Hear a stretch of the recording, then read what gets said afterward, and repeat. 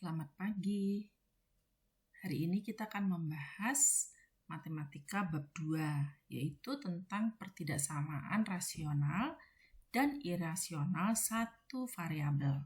Berarti kita melanjutkan bab 1, di mana pembicaraan kita tentang pertidaksamaan satu variabel. Nah, sekarang kita akan mendetail dengan masalah rasional dan irasional. Maka sebagai tujuan pembelajarannya, yaitu setelah mempelajari bab ini, kita semua siswa diharapkan dapat menjelaskan dan menentukan penyelesaian pertidaksamaan rasional dan irasional satu variabel. Menyelesaikan masalah yang berkaitan dengan pertidaksamaan rasional dan irasional satu variabel. Nah, pertidaksamaan rasional dan irasional satu variabel itu terdiri dari, nanti kita bagi atas 4, yaitu 21. Karena ini bab 2, berarti kita buat 2.1. Kita akan membicarakan tentang pertidaksamaan kuadrat. Jadi nanti kita mencari nilai-nilai yang memenuhi atau himpunan penyelesaiannya. Kemudian yang kedua atau 2.2 itu adalah pertidaksamaan rasional. Nah, di dalam pertidaksamaan rasional ini apa yang mau dibahas? Yaitu tentang pertidaksamaan linier kuadrat, kemudian pertidaksamaan polinom-polinom. Polinom ini suku banyak ya, berarti terdiri dari banyak suku, lebih daripada satu. Nah, kemudian 2.3, berarti yang ketiga kita akan membahas tentang pertidaksamaan irasional. Pertidaksamaan irasional nanti terdiri dari pertidaksamaan linier juga, pertidaksamaan kuadrat, kemudian pertidaksamaan pecahan. Nah, di sini bedanya dengan rasional dan irasional. Di sini kita akan bicara polinom-polinom. Nah, di sini kita akan bicara khusus pecahan. Kemudian 24, berarti yang keempat, nanti kita akan membicarakan tentang pertidaksamaan mutlak, yaitu sifat-sifat nilai mutlak yang sudah kita bahas di bab 1, kita akan ulangi kembali.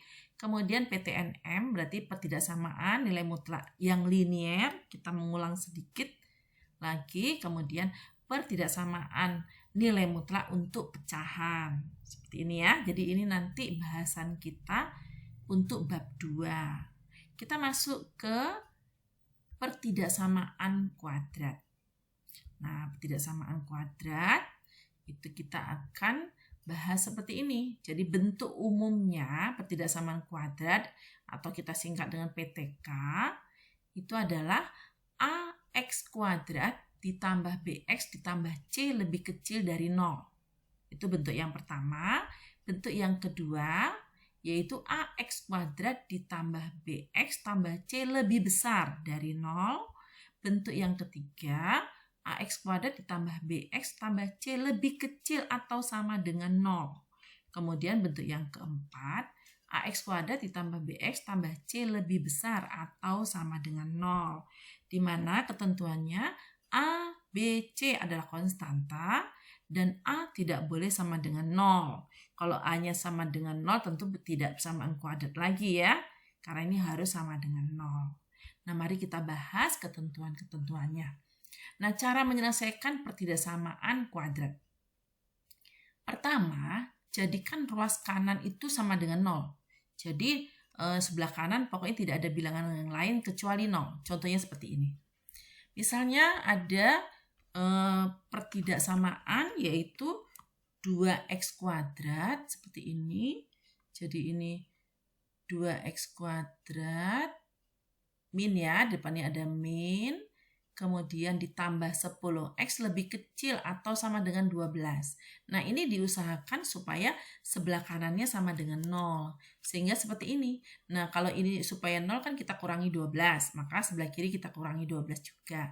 Atau dengan istilah, boleh dengan istilah pindah ruas. Maka bentuknya menjadi min 2x kuadrat ditambah 10x dikurangi 12 lebih kecil sama dengan 0. Jadi sudah 0 ya. Nah, syarat yang kedua atau cara kedua, langkah kedua. Nah, ini jadikan koefisien variabel yang berpangkat 2, kita kuadrat berarti pangkat 2 ya. kalau koefisien variabel berpangkat 2-nya negatif, itu harus dijadikan positif. Nah, seperti contoh yang kita buat ini adalah koefisiennya negatif, yaitu -2. Maka ini bentuk yang ini kita harus ganti dengan positif. Nah, caranya berarti kita akan mengalihkan. Jadi ini kita kalikan semuanya dengan negatif ya. Nah, ini jadi -2 dikalikan negatif jadi 2. 10 dikalikan negatif jadi -10, -12 dikalikan negatif jadi 12. Nah, ingat syarat untuk pertidaksamaan, kalau kita mengalihkan atau membagikan dengan negatif, maka tanda harus dibalik. Apakah tanda lebih kecil sama dengan berubah menjadi lebih besar? Tidak. Ini harus berubah menjadi lebih besar sama dengan. Kalau misalnya soalnya itu lebih kecil, ya dia berubah menjadi lebih besar. Kalau soalnya lebih kecil sama dengan, nanti berubah tanda menjadi lebih besar sama dengan juga. Kalau lebih besar sama dengan, berarti berubah tanda menjadi lebih kecil sama dengan. Sama dengannya tidak boleh dibuang. Seperti ini ya. Maka cara yang ketiga, langkah ketiga adalah uraikan. Jadi kita disuruh menguraikan, ini ruas kiri ya. Jadi ruas ini, kirinya ini kita uraikan. Jadi kita anggap ini sebagai persamaan dulu, maka kita bisa uraikan seperti ini. Jadi yang ini kita akan uraikan menjadi bentuk seperti ini. Difaktorkan ya. Nah, setelah itu kita akan cari tetapan nilai nolnya. Maksudnya, jadi dari tanda ini tadi, coba perhatikan ini. Jadi ini 2x ini ya. Ini 2x dikurangi 4 dikali x dikurangi 3 sama dengan 0. Nah, kalau ada dua perkalian gini yang mana? Jadi kalau ini misalnya sama dengan 0, berarti ini tidak 0. Maka 2x dikurangi 4 sama dengan 0, atau bisa juga ini x kurangi 3 sama dengan 0. Karena semua bilangan dikalikan 0 hasilnya pasti 0. Seperti itu ya. Maka kita ambil satu-satu. Nih, jadi 2x dikurangi 4 sama dengan 0. Maka 2x sama dengan 4, jadi x-nya 2. Lalu yang berikutnya atau bisa juga x dikurangi 3 sama dengan 0. Berarti x-nya 3. Nah, tadi dikatakan bahwa x1 adalah nilai 0 terkecil. Berarti ini adalah x1. Ini kita buat menjadi x1. Nah, yang besar menjadi x2. Seperti itu. Jadi ini adalah x2 ya. Maka kita selalu mengusahakan yang kecil adalah x1, yang besar adalah x2. Kemudian, lihat tanda ketidaksamaannya. Nah, kalau soalnya bentuknya ax kuadrat tambah bx tambah c lebih besar, ini berarti nanti himpunan penyelesaiannya pasti seperti ini, khusus untuk pertidaksamaan kuadrat. Jadi, x lebih kecil sama dengan x1 atau x lebih besar sama dengan x2. Kita bisa gambarkan sebagai berikut. Ini ya. Coba ini adalah x1-nya, berarti yang lebih kecil. Ini x2-nya. Maka lebih kecil berarti dia ke kiri. Nah, ini kalau tanda dari pertidaksamaannya lebih besar. Kalau dia lebih kecil, maka ini akan tandanya itu berarti di antara. Jadi ini adalah di antara. Ini ya. Jadi x-nya itu di antara x1 dan x2. X1-nya lebih kecil. Kita bisa gambarkan seperti ini. Berarti ini bisa kita katakan bahwa himpunan penyelesaiannya ada di sini, yaitu di antara x1 dan x2. Nah, bagaimana dengan soal kita ini? Nah, soal kita ini kan lebih besar ya, berubah jadi lebih besar. Maka ini kita bisa gambarkan. Di sini x1-nya tadi adalah 2, x2-nya adalah 3. Nah, karena lebih besar berarti ini harusnya memang di sini arsirannya dan di sini. Tapi kita coba bagaimana cara menyelesaikannya. Kita ambil saja di sebelah kiri 2. Misalnya kita ambil di sini 0.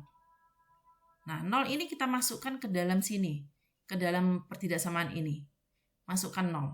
Maka kalau dimasukkan 0, hasilnya adalah -4 dikali -3. Itu positif. Berarti kita buat sini positif. Kemudian boleh dimasukkan bilangan di sini. Misalnya 2,5. Nah, 2,5 dikurangi 4 kan min ya. 2,5 dikurangi 3. 2,5 dikali 2 itu 5 ya. 5 dikurangi 4 itu kan positif. Kemudian 2,5 dikurangi 3 itu negatif. Maka hasilnya adalah negatif. Gini, misalnya di samping kanannya 3, kita ambil 4. Oke, 4 dikali 2, 8 dikurangi 4 itu kan positif. Kemudian 4 dikurangi 3 juga positif. Positif kali positif berarti positif. Nah, kita ambil suatu nilai di sini. Masukkan ke dalam pertidaksamaannya. Nah, karena ini tandanya lebih besar, maka kita ambil daerah positif. Jadi benar. Tadi ketentuan yang di bawah ini benar. Jadi nilainya adalah di sebelah kiri 2 dan di sebelah kanan 3. Hanya perhatikan bahwa dia lebih besar atau sama dengan, berarti 2-nya ikut. Ini 3-nya juga ikut ya. Berarti kita asyir yang seperti ini. Maka himpunan penyelesaiannya bisa kita buat seperti ini.